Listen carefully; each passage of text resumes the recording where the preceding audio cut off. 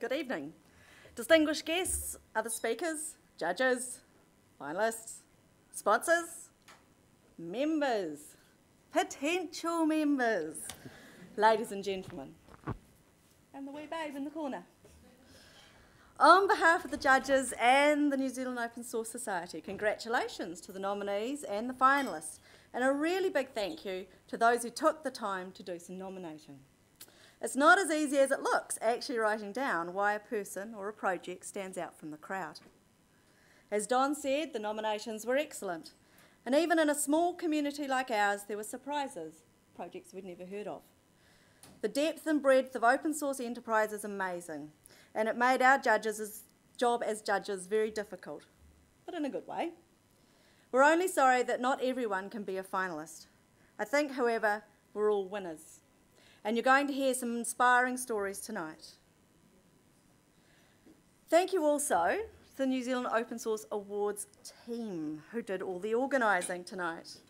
I don't know if there's an event organising, yes, thank you.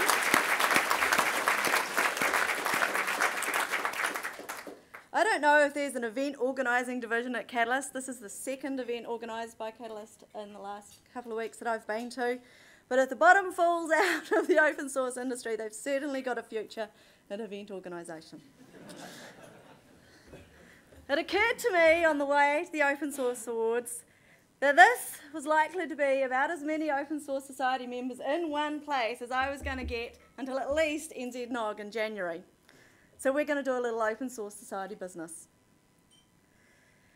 We've just launched the new Open Source Society website, and thanks to Egressive and Catalyst for their work on that. It is at www.nzoss.org.nz. It's looking very shiny and new, but as you're all aware, the launch of a site is just the beginning. On the slide, I have to say slightly cunningly hidden, we've got a big list of New Zealand-initiated free and open source projects. Please take time to check if yours is there, and if it's not, then drop us a line, update your details, and mail us with your new projects.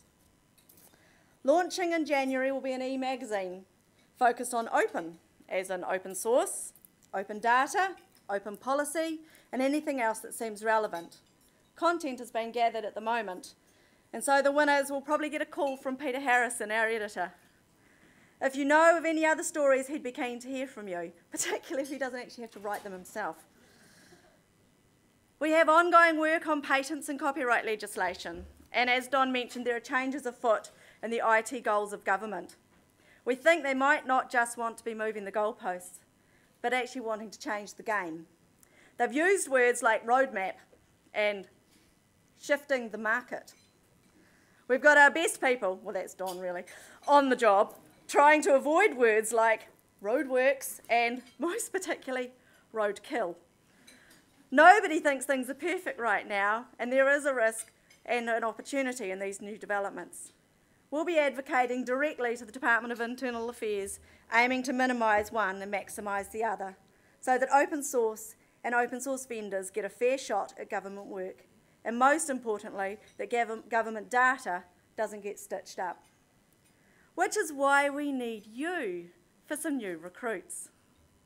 Now, I can't tell you tall tales of fabulous member benefits.